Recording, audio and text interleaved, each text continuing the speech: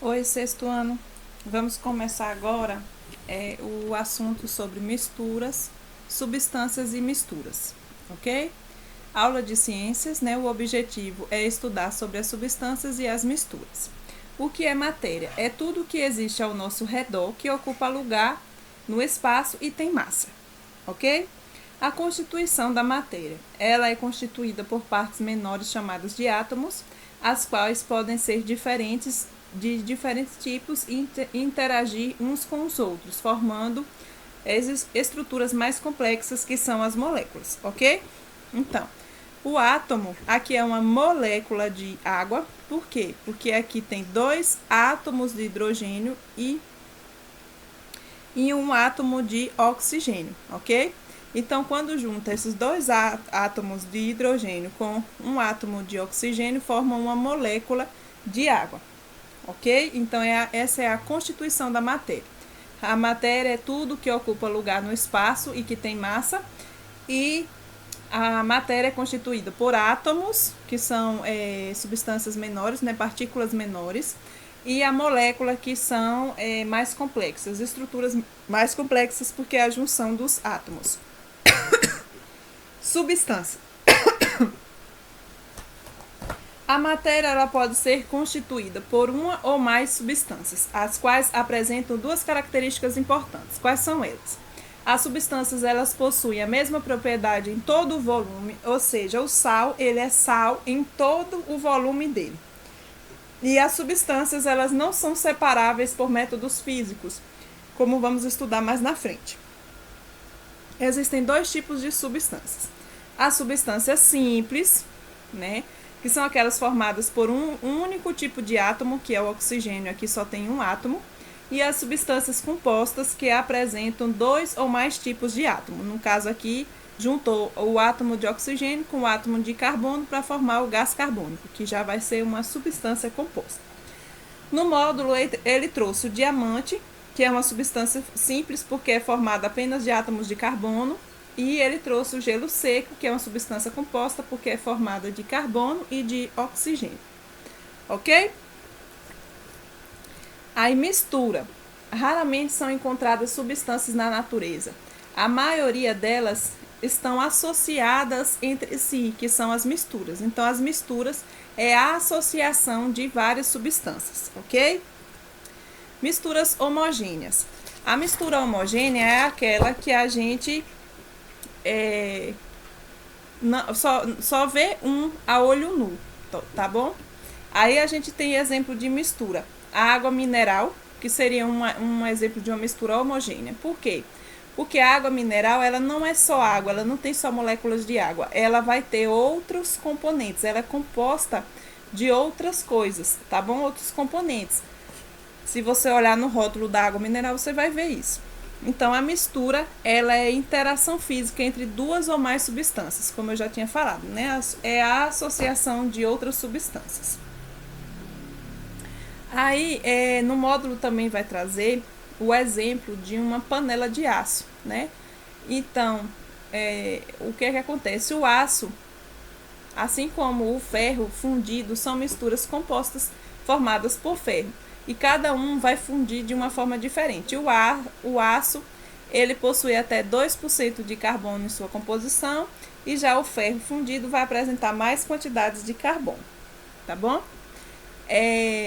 A maior parte das coisas que nós temos contato diariamente é uma mistura. Por exemplo, o corpo humano é uma mistura, os vegetais é uma mistura, os animais é uma mistura, as rochas é uma mistura, o ar, o solo, a água e os alimentos. Tudo isso são misturas. Elas são classificadas em homogêneas e heterogêneas.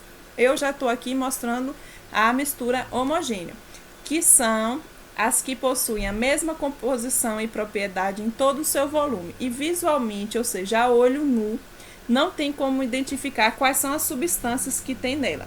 Se não tivesse escrito aqui que é água mais açúcar dissolvido, aqui você ia pensar que é só água, porque é uma mistura homogênea, então visualmente a gente só consegue ver a água, tá bom? Mas existem outras substâncias, né? Porque mistura é a junção de várias substâncias, então vai ser a substância água mais a substância, digamos, o açúcar, vai formar uma mistura, e essa mistura é homogênea porque a gente só consegue ver uma coisa aqui. Ok?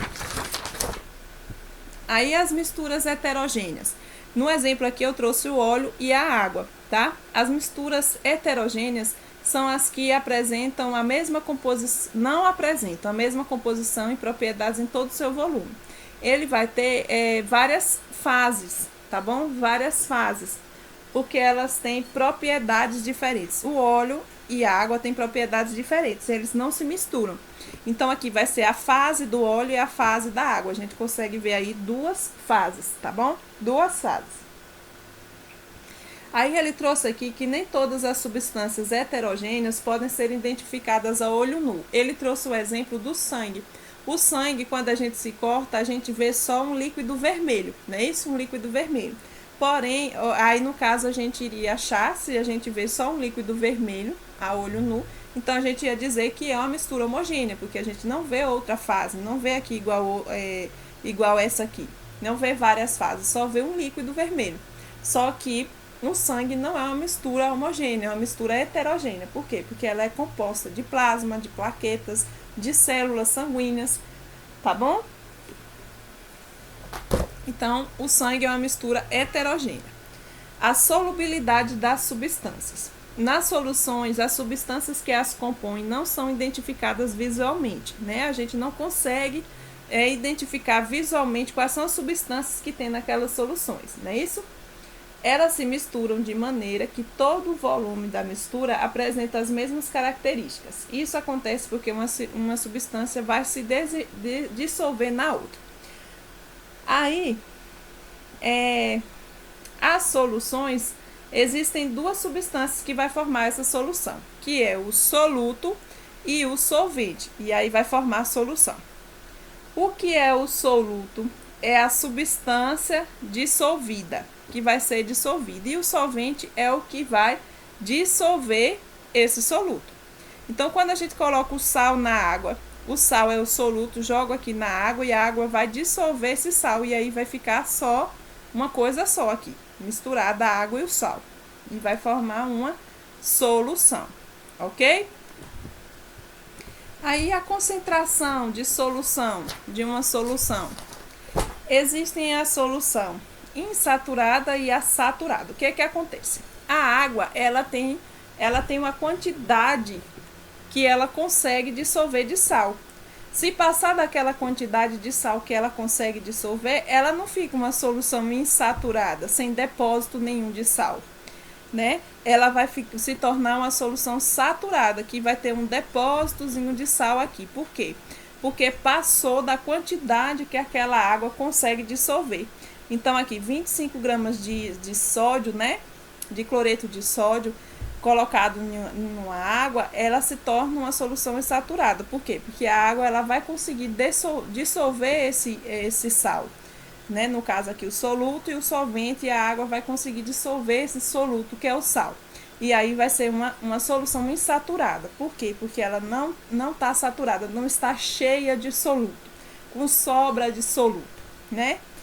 E aqui, 50 gramas de cloreto de sódio, mais 100 gramas de água. O que é que acontece? A solução ela vai ficar saturada, ela vai ficar cheia de soluto e não vai conseguir dissolver toda, e vai ter um depósito de sal, vai ter aqui uma sobrinha de sal, ok? Vamos fazer aí a atividade, então, sim, vamos, voltando só um pouquinho, eu vou falar aqui sobre a água. A água, ela é incolor, insípida e inodora. Por quê? Ela é incolor porque não tem cor, ela é insípida porque não tem gosto, e ela é inodora porque não tem cheiro. Porém, essa água aí, que é insípida, incolor e inodora, é aquela água destilada, certo? A água destilada, a água pura, tá? Não essa água que a gente toma, não, que ela é já uma mistura de várias coisas, tá? E a água, né? A molécula de água, ela tem uma propriedade de interagir física e quimicamente com muitos tipos de elementos e de compostos. Por isso que ela é considerada um solvente universal. Então, ela consegue, né? A água, a molécula da água consegue interagir com vários compostos, com vários elementos. Por isso que ela é chamada de solvente universal. E eu quero falar aqui também sobre a solubilidade.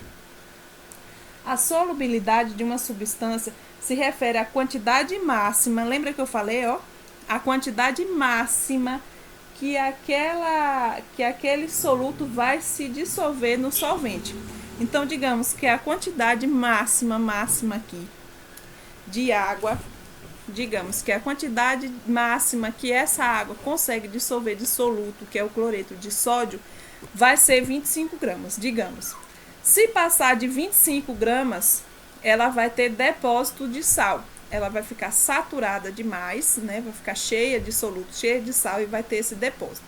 Então, a solubilidade da água, digamos aqui no exemplo, eu não sei qual é a solubilidade total da água. Aqui está meio que dizendo, né? 50 gramas de cloreto de sódio, vai sobrar 14 gramas de cloreto. Então, 50 menos 14 dá quanto? Dá 36 gramas. Então, a solubilidade da água em 100 gramas de água, a solubilidade que ela tem com relação ao cloreto de sódio vai ser 36 gramas. Então, o máximo que essa água consegue dissolver de cloreto de sódio em 100 gramas de água vai ser 36 gramas, tá bom? Então, a solubilidade da água em relação ao cloreto de sódio é 36 gramas. Passando disso, aí ela vai ter o depósito no fundo, ela vai sobrar sal, tá bom? Então, solubilidade é isso. É a quantidade máxima que a água ou o solvente, outro tipo de solvente, consegue dissolver o soluto. Tá bom? Agora sim, nós vamos fazer a atividade. A atividade você vai fazer da página 258 e 259, ok?